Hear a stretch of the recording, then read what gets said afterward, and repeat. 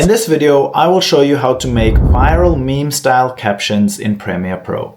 If this guide helps, please consider liking and subscribing so others can see it too. What's up guys, my name is Kyle from GuideWise. Add your video to your timeline and then add text. Simply press T and select your video and start typing. You want to make sure that you use bold fonts such as sans serif.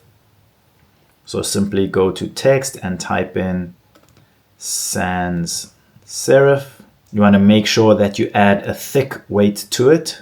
You also want to highlight keywords and choose colors that pop. To change the color of your text, you can highlight the text, go to properties, scroll down to appearance. You will then see full, select the box and choose your desired color and tap OK. You'll now see that my color text has changed. Move it around, go to Effect Controls, go to Motion, Position, and change your position. You then want to animate your text by going to Effects. You can then search for your desired animation. I am going to use Cross Dissolve, so I will add that to the beginning of my text, as well as to the end of my text.